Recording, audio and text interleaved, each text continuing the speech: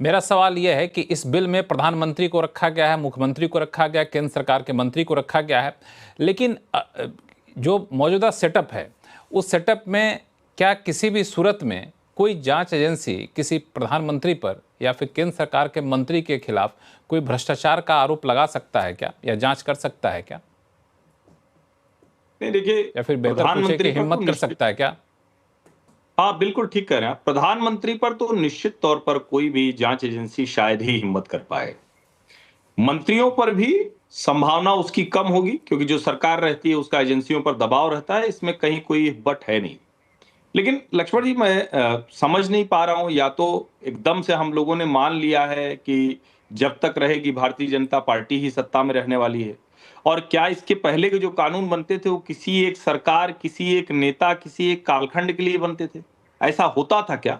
ये गुंजाइश तो बनानी पड़ती है ना। और आपको अगर ध्यान में हो, हमने समय समय पर सीखा है, ये आज नहीं करना पड़ता। आप सोचिए, जो सबसे ज्यादा ईमानदारी, ये कट्टर ईमानदार उसने ये काम किया है, इसको आप समझिए। मैं फिर कह रहा हूं, कोई हम आप तो अगर किसी मामले में फंसा दिए जाएं, तब क्या होगा? तब तो कोई पूछने वाला भी नहीं। 45 कानून है हम लोग के खिलाफ, और नेता के एक कानून होता है तो उसको उसको खिलाफ तो कोई सजा भी नहीं इसमें। आप इसको समझिए ना। 30 दिन की जेल के बाद अगर कोई व्यक्ति यहां टीवी पर बहस कर रहा है, तो मैं उसको कहता हूं बेशरम। एक लाइन की बात है, मुझको आप जो समझना हो समझिए।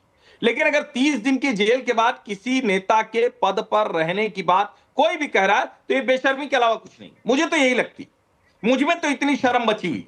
और ये डिबेट जब आप करते हैं, और ये सवाल आपका जायज है, मैं कह रहा हूं ठीक है, प्रधानमंत्री पर नहीं होगा। क्या प्रधानमंत्री आजीवन प्रधानमंत्री रहेगा? और फिर मैं कह रहा हूं, हम लोगों ने देखा है ना, गांधीनगर में, चलिए नरेंद्र मोदी का आपने उदाहरण लिया, उन्हीं का करते हैं, अभी वही सर्वशक्तिमान चल रहे हैं। तो क्या उनको गांधीनगर में जब मुख्यमंत्री थे तो वो पूछताछ नहीं हुई थी?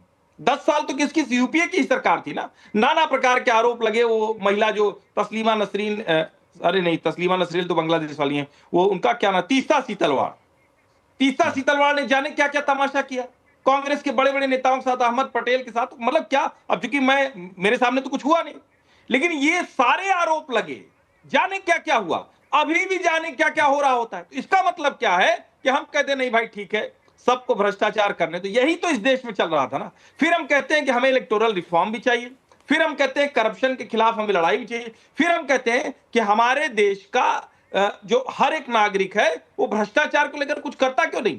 जब वो देखता है नेताजी लोग ऐसे बचाने में पड़े हुए, तो वो भी अपने तय कर रहा है, जिसको जहां अवसर मिल रहा है वो भ्रष्टाचार कर रहा है। और यहां तो 5 साल से ऊपर की सजा के प्रावधान की बात है। मैं फिर कह रहा हूं, और अच्छा हुआ कि आज इसमें नरेंद्र मोदी, अमित शाह का नाम लिया जा रहा है। तो अमित शाह तो जेल भी गए थे, जेल गए थे तो त्यागपत्र दे के गए थे, या उस वक्त बैठे हुए थे? नरेंद्र मोदी के तो वो तब भी बड़े नजदीकी थे ना। मोदी जी के तो सबसे नजदीकी कौन था? अमित शाह थे। तो अमित शाह तो इस्तीफा देके गए थे। आप बताइए क्या हुआ था या नहीं हुआ था? या कोई और नेता भाजपा को हो जो जेल में हो, किसी कारण से गया हो, या किसी के ऊपर ऐसा, तो उसको बताइए, हम उसको कंडेम करते हैं, यही उसको हम कहेंगे कि लानत भेजेंगे भाई। लेकिन ये कहना कि ना ना जेल में जाने की जरूरत कहां है? ये ठीक नहीं। जेल तो तब जाएगा ना। सैया भय कोतवाल तो डर काहे का? सैया कोतवाल है हर्षवर्धन जी, तो डर किस बात का? जेल जाएगा कैसे? अजीत पवार जेल गए क्या? हेमंत शर्मा बिस्वा जेल गए क्या? नारायण राणे जेल गए क्या? वो जेल से बेल भी नहीं हुआ, वो डायरेक्ट मंत्री बन गए। तो ये जो ज्ञान यहाँ बेशक आप दे रहे हैं और बेशर्म कर रहे हैं विपक्ष को, जो संविधान को कुचलने वालों के साथ है वो भी उतना ही बेशर्म है। संविधान को कुचलने वाला यदि के साथ देने वाला एक शुद्धि पत्रकार हो, तो मैं उसको पत्रकार भी नहीं मानता। आप बेशक इसको व्यक्तिगत टिप्पणी ले, लेकिन सच है, संवैधानिक कार्यपालिका और व्यवस्थापिका और न्यायपालिका की संरचना की बात की जा रही है। ये क्या बिना दोषी को, दोष सिद्ध हुए उसको दोषी मान लीजिएगा?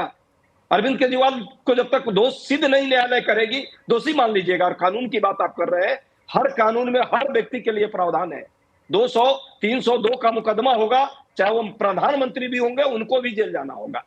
और जहां तक बात है दोष सिद्धि के साथ आप सांसद नहीं बनेंगे, ये हमने ही किया है। देखिए दोष सिद्धि हो जाएगी। मैं कहता हूं, आप इसीलिए चुनाव नहीं लड़ सकते, अजय चुनाव ही नहीं लड़ेंगे। अब एक मिनट में बोल देता हूँ, बस 2 लाइन बोलूंगा। अजय जी यानी क्या जरूरत, फिर आशुतोष जी के पास अजय उपाध्याय जी ने कह दिया कि अगर संविधान को चलने वालों के साथ हो तो मैं भी बेशर्म हूँ, पत्रकार भी नहीं हूँ। आप न मानिए, नेताओं के मानने से बात नहीं किया आपने, पूरे विपक्ष को प्रश्न करने का आपको अधिकार है। बस एक लाइन सुन लेते हैं अजय जी, सुन लेते हैं। आप इंडिविजुअल हैं, देश एक लोकतंत्र में जो लगभग 300 सांसद जा रहे हैं वोट चोरी के विरुद्ध, सुनिए तो रोज आप जो है गाली दे रहे हैं चैनल पर बैठ के, तो आप पत्रकारिता नहीं कर रहे हैं, आप भाजपा की दलाली कर रहे हैं। नहीं वो ठीक है, दलाल पालने का ये शब्द का इस्तेमाल मत कर, अच्छा लगता है। नहीं कोई बात नहीं, दलाल सही कह रहा हूं, भाजपा की दलाली करना तो ये करते रहे। लेकिन अभी अजय उपाध्याय सुन लीजिए एक हर्षवर्धन को सुन लिया, एक बात 300 लोग गए, उसको सुनना नहीं चाहते, क्यों नहीं सुनना चाहते? अजय उपाध्याय जी आपको बोलने का मौका दिया, आप एक मिनट शांत हो जाइए, सुन लेते हैं जो मैं इतनी देर से कह रहा हूं। अजय उपाध्याय ने कहा हर्षवर्धन जी 302 का मामला हो जाएगा तो आप भी जेल जाएंगे और पीएम भी जेल जाएगा। अरे भाई इतनी छोटी सी बात तो समझा रहे थे, अपनी रिकॉर्डिंग दोबारा चला के देख लीजिएगा।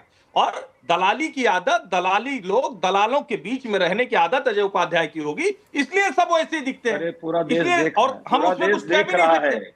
लगातार आपको देख रहे हैं लोग, एक इंडिविजुअल मुखौटा लगाकर यहाँ दलाली जो रोज करते हो ना, ये दलाली बंद करो और मुखौटा मत लगाओ। आरएसएस के संघ के शाखा में जाते हो, अब पत्रकार करते हो, पहले अपनी नैतिकता तो देख लो, दूसरे की नैतिकता बता रहे हो। ठीक नहीं, इस तरह के व्यक्तिगत मामलों पे ना जाए हम लोग। अजय उपाध्याय जी व्यक्तिगत मामलों पे ना जाए। आशुतोष जी छोड़िए, आप एक मिनट, आप लोग दोनों लोग शांत रहिए, दोनों लोग शांत रहिए। आरएसएस के शाखा में जाते हैं और यहाँ पत्रकार करते हैं अपने आप। अजय जी इस तरह की भाषा का इस्तेमाल मत करिए। अजय इस तरह की भाषा का इस्तेमाल मत करिए, व्यक्तिगत टिप्पणी करिए। हर कोई नहीं, हर कोई वैचारिक जाने दीजिए। अजय जी को करने दीजिए, थोड़ा नंबर बढ़ जाएगा। मुझको गाली देकर नंबर बढ़ा सकते हैं, बढ़ाने दीजिए। आजकल कांग्रेस, आशुतोष जी, इस बिल के जरिए एक नैरेटिव ये चल रहा है कि क्या हम भ्रष्टाचार के साथ खड़े हैं या फिर भ्रष्टाचार के खिलाफ खड़े हैं। ये नैरेटिव कितना सही है? ये नैरेटिव बहुत ही क्या बोले इसके लिए मेरे पास शब्द नहीं है। क्यों मैं ये बात कह रहा हूं? देखिए, अभी पिछले दिनों इंडियन एक्सप्रेस की एक रिपोर्ट आई थी कि 26 नेता थे जिनके खिलाफ गंभीर आरोप थे, और जब वो बीजेपी की तरफ आ गए या बीजेपी के साथ जुड़ गए तो 26 में से 23 के जो मामले थे या तो बंद हो गए या और पे शिथिल हो गए। ये मेरी रिपोर्ट नहीं, उनकी रिपोर्ट है। दूसरी बात, हमें समझना पड़ेगा कि हम किस सिस्टम में काम कर रहे हैं। हमारा ज्यूरिस्प्रूडेंस ये कहता है कि bail is rule, jail is exception. लेकिन आज की तारीख में अगर आप अदालतों में जाएंगे, 2/3 से ज्यादा कैदी विचाराधीन कैदी हैं, वो कन्विक्टेड नहीं है, पूरी जेल भरी हुई है। लोअर कोर्ट पे तो आपको बेल मिलता ही नहीं, छोटे चाहे कैसा भी मामला हो। और यह हालत तब है जब 2014 में बिहार वर्सेस आरनेस कुमार के केस में सुप्रीम कोर्ट ने बाकायदा गाइडलाइंस इशू कर दी है, और उस गाइडलाइंस पे कहा है कि bail should be rule and jail should be वो। उन्होंने कहा कि जब कोई इन्वेस्टिगेटिंग ऑफिसर अगर किसी प्रेस करता है कि इनको अरेस्ट करना है और अरेस्ट उनकी जरूरी है, तो उसको एक चेकलिस्ट दी जाती है और उसको लिखित में ये जस्टिफाई करना पड़ता है क्यों इनकी गिरफ्तारी जरूरी है। और मैजिस्ट्रेट अगर उसको बेल नहीं देता है तो मैजिस्ट्रेट को भी इन राइटिंग ये कहना होता है कि मैं इस वजह से इनको बेल नहीं दे रहा हूं। और अगर इन्वेस्टिगेटिंग ऑफिसर और मैजिस्ट्रेट अगर इस गाइडलाइंस का पालन नहीं करते हैं तो उनके खिलाफ कंटेम्प्ट की प्रोसीडिंग शुरू हो सकती है, मतलब मैजिस्ट्रेट के खिलाफ कंटेम्प्ट की प्रोसीडिंग शुरू हो सकती है। और जो इन्वेस्टिगेटिंग ऑफिसर है, इन्वेस्टिगेटिंग ऑफिसर के खिलाफ डिपार्टमेंटल इंक्वायरी हो सकती है। 2014 के बाद से 2019 में सुप्रीम कोर्ट ने फिर बेल की इस प्रोविजन को दोबारा उन्होंने रीइंफोर्स किया। आप मुझे बता दिए, एक भी इन्वेस्टिगेटिंग ऑफिसर के खिलाफ आज तक कोई डिपार्टमेंटल की कार्रवाई हुई? एक भी मजिस्ट्रेट के खिलाफ कंटेम्प्ट ऑफ कोर्ट का मामला बना? हर आंख बंद करके लोगों को जेल भेजा जा रहा। ऐसे सिस्टम में आप ये पावर आप सरकार को देना चाहते हैं कि जो चाहेगी किसी भी मुख्यमंत्री को उठा लो, 30 दिन तक जेल के अंदर रखो उसको और फिर उसका करियर। आशुतोष जी, एक सवाल मैं पूछ लूं आपसे कि ये नियम तो ऐसा नहीं कि भाजपा की सरकार रहेगी, मोदी सरकार रहेगी, उसके साथ ही नियम खत्म हो जाएगा। नियम तो जब बन जाएगा, संविधान संशोधन हो जाएगा, तो नियम तो हर किसी के लिए होगा। आज भाजपा की सरकार है, कल किसी और की सरकार आएगी, उसके लिए भी यही नियम होगा। जी देखिए लक्ष्मण जी, एक बात समझिए, अरविंद केजरीवाल को छोड़कर किसी मुख्यमंत्री ने जेल जाने के, हर मुख्यमंत्री ने जेल जाने के पहले इस्तीफा दिया।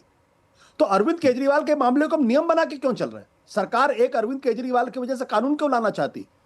ये सवाल कॉन्स्टिट्यूशनल हर्षवर्धन जी संक्षिप्त में जवाब दे दीजिए। हर्षवर्धन जी संक्षिप्त में जवाब दे दीजिए। नहीं, मैं तो भाई देखिए, आज तो मैं सबको प्रणाम कर रहा हूं भैया। देश देख रहा है, टीवी पर बड़ी बड़ी बातें करने वाले भ्रष्टाचार के साथ खड़े हैं, भ्रष्टाचारियों के साथ खड़े हैं। ये मुझे तो पीड़ा दे रहा। मैं फिर कह रहा हूं, देश में ये कहना कि ये सरकार है तो कैसे चल रही है, और पहले की सरकार सब ऐसे ही चलती है। सरकारें और राजनीतिक दल एक दूसरे के खिलाफ ऐसे ही काम करते हैं। ये कोई छिपी हुई बात नहीं है। इंदिरा गांधी तानाशाही, समय कम है इसलिए बीच में फेंका ना इस देश ने। भारत समय कम इसलिए बीच में रोकूंगा हर्षवर्धन जी, बाहर बर्दाश्त नहीं करेगा। घरेंद्र भारद्वाज जी संक्षिप्त में, शो का समय खत्म हो रहा है। मैं सिर्फ इतनी सी बात कर रहा हूं कि कौन सी सीबीआई, कौन सी ईडी बीजेपी के भ्रष्टाचारी नेताओं और मंत्रियों और मुख्यमंत्रियों के खिलाफ एफआईआर करके उन्हें जेल डाल लिए, ये बता दे। क्या ये कानून है? ठीक है, गोपाल कृष्ण जी इशारा कर रहे हो, बताएंगे। गोपाल कृष्ण जी इशारा कर रहे हो, बताएंगे। लीगल लाइसेंस मिल जाएगा भ्रष्टाचार करने का? बीजेपी भ्रष्टाचार करने का लीगल लाइसेंस बांटती है। गोपाल, आप आपके सवाल का जवाब गोपाल कृष्ण जी दे रहे हैं। हाँ, गोपाल कृष्ण जी बता दीजिए, पूछा घरेंद्र जी ने। हाँ, ये सबने स्पष्ट कर दिया और गृह मंत्री जी ने भी कर दिया कि यह कानून अगर बनता है तो केवल जब तक सत्ता भाजपा की रहेगी तब तक चलेगा और बाद में यह खत्म हो जाएगा, यह नहीं है। बाद में भी हमारी भी सरकारें रहेंगी और भी आगे भी रहेंगी, तो यह कानून तो देश का कानून बनेगा, सबके ऊपर लागू होगा, प्रधानमंत्री पे सबके ऊपर लागू होगा। और यह कानून बनने से पहले जेपीसी के पास गया है तो विपक्षी पार्टियों के साथ भी बहुत गहन विचार विमर्श होगा। तो हो सकता है कि जिस शक्ल में बिल रखा गया है उस शक्ल के अलावा कुछ और नई बातें, कुछ बदलाव आपको देखने को मिले। हालांकि देखना होगा बिल, फाइनल बिल कैसा यहाँ पर निकल कर आता है। आप